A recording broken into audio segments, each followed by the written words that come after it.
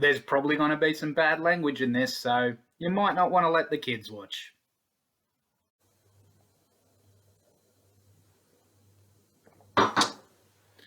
All right.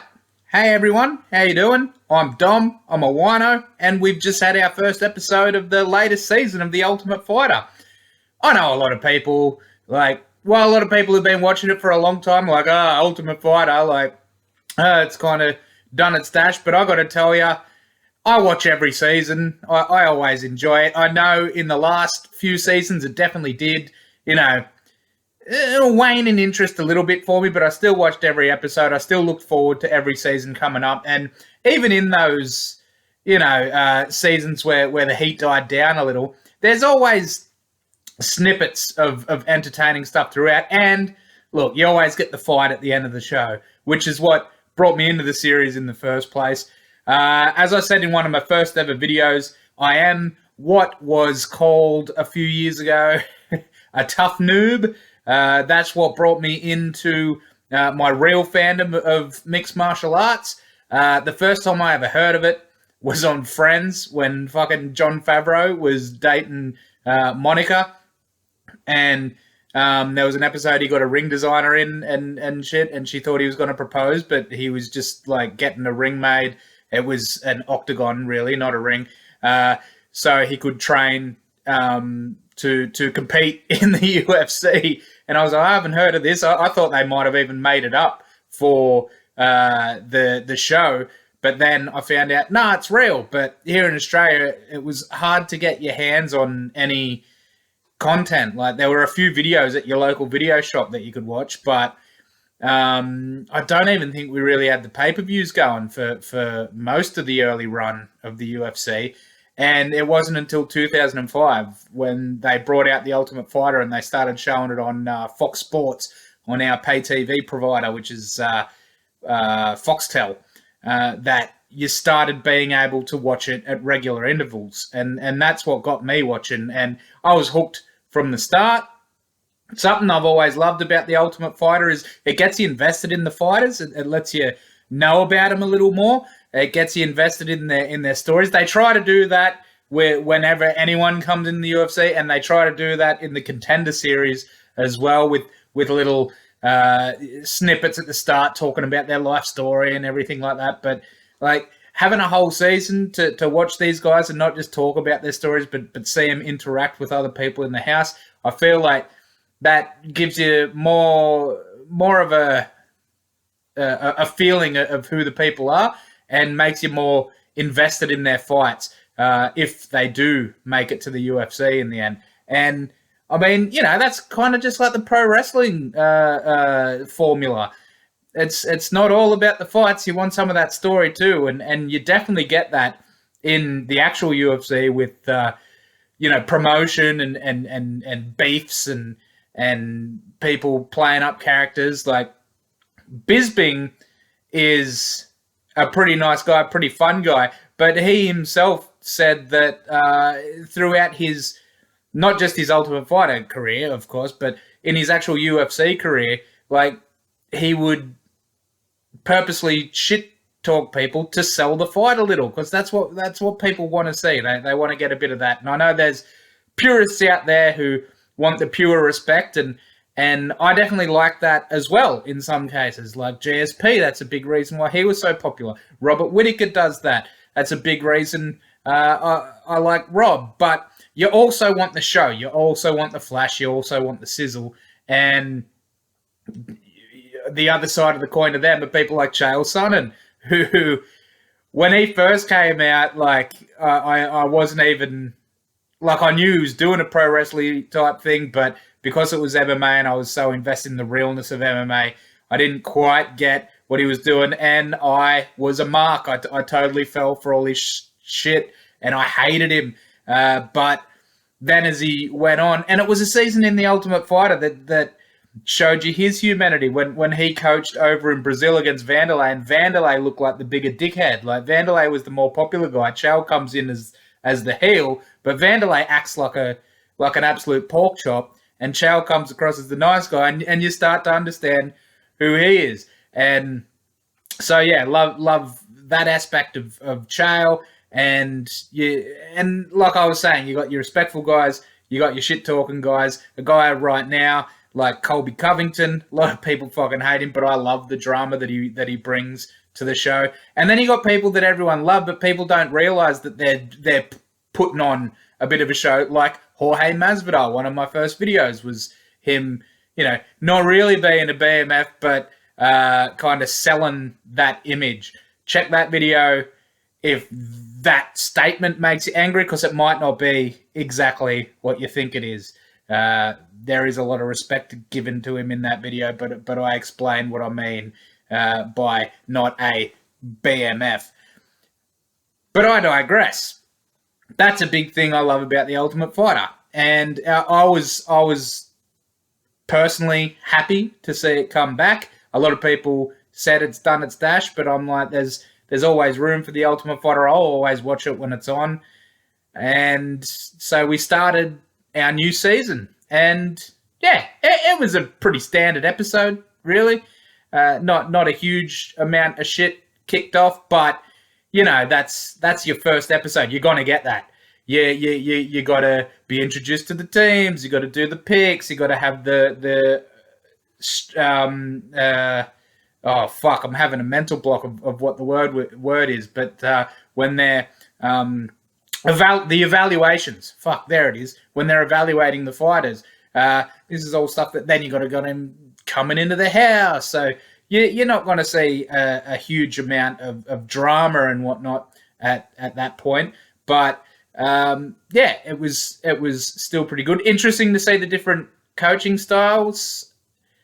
I won't even worry about evaluations too much, but their first sessions, how Volkanovski kind of wanted to get him in there and work him pretty hard at the start and kind of get him into the rhythm of what they're going to be in the next few weeks. And Ortega just wanted to focus on the grappling for this one. And like he said, I can give you a pizza and shove the whole thing down your throat, or I can give you a slice at a time, which I'm like, that's an interesting method of coaching.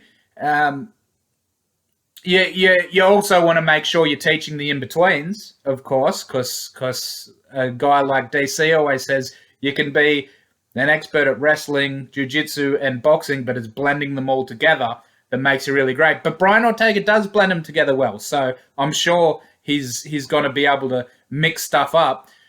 So it was, as I said, interesting to see that thought on coaching, the thought of like one thing at a time, rather than mix it all in together.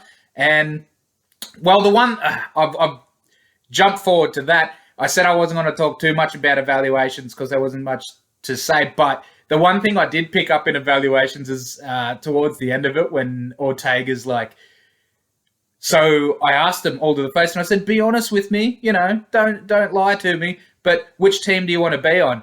And he said, I put a triangle next to all the people who wanted to be on Team Ortega and a square next to Volkanovski. And there are a whole lot of triangles or something like that. Like everyone wanted to be on his team.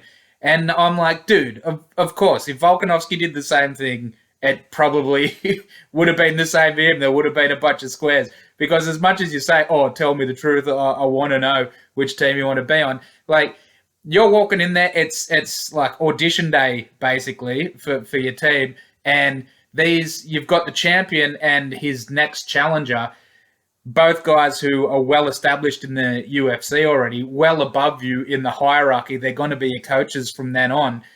If they're going to ask you to your face without the other guy looking, of course you're going to say, I want to be on your team.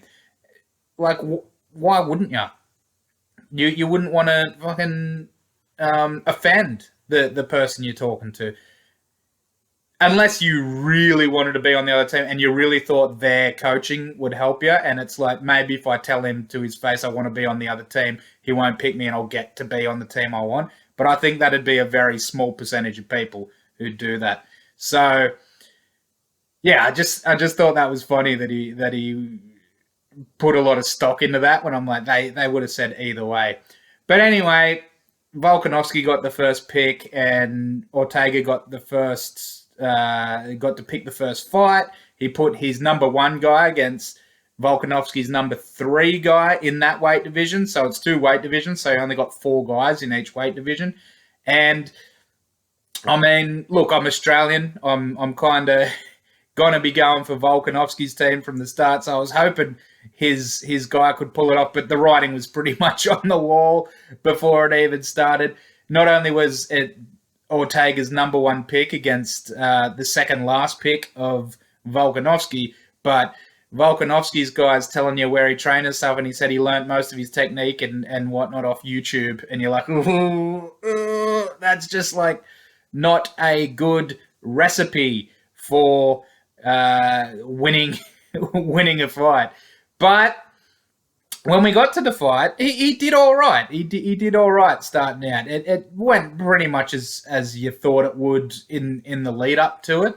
I will say Petroski, who is Brian Ortega, he's his first pick. It makes sense Brian Ortega picked him first, not necessarily just because he's the best, which he may be. We'll see as the season goes on. But also because he's a grappler. He's got heavy wrestling, good jiu-jitsu, and Ortega's a real jiu-jitsu guy. And Petroski, he didn't have to tell us he was from Philly because he had that thick Philly accent. You know, when I get my moment, my coach, you know, most ways, like you're like, oh, okay, this dude's from Philly. So, and one thing I'll say I didn't love about him necessarily is when he went to the weigh-ins, I noticed a hammer and sickle tattoo on his ribs, and I'm like, I don't want to see that. I don't like communism there. Why have you got a fucking communist tattoo on your ribs? But oh well, whatever. To each your own. Go for it if that's what you want to do. But then we get to the actual fight, and look, Volkanovski came in with the best game plan he could for the guy that they were matched up with, and Petroski did what he needed to do. Like, it was very tentative starting out. Like, neither really wanted to engage. Petroski was probably getting the little better of it. He was the one kind of controlling the octagon and whatnot, and landing the odd punch here and there while none of them were really throwing that much. Aaron Phillips, who was on the Volkanovski team, he landed a couple of good leg kicks, and there was a little period where he started to feel himself. He started to feel his way into the fight, and you're like, oh, maybe he can do a little something here.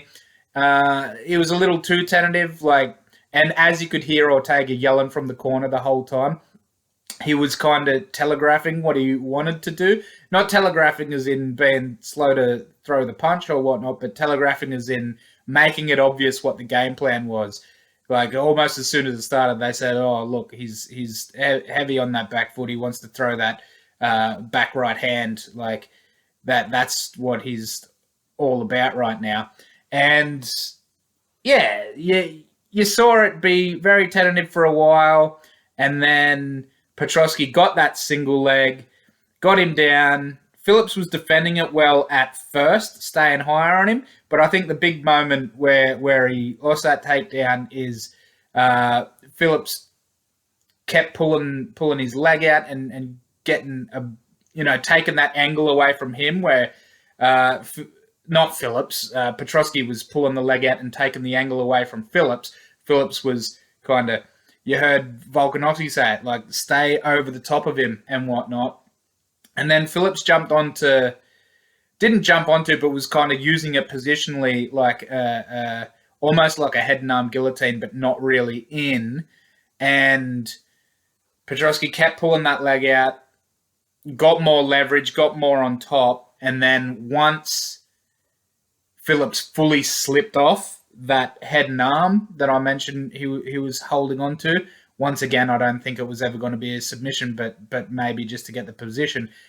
And he kept trying to kind of hold into it where he should have been hipping out at that point. He should have been his bottom leg was caught, I think, between Petrovski's 2 legs. So it would have been a little difficult to hip out, but that's what he should have been aiming for immediately. Like, pull that leg out, get your hips out, push off, get back up.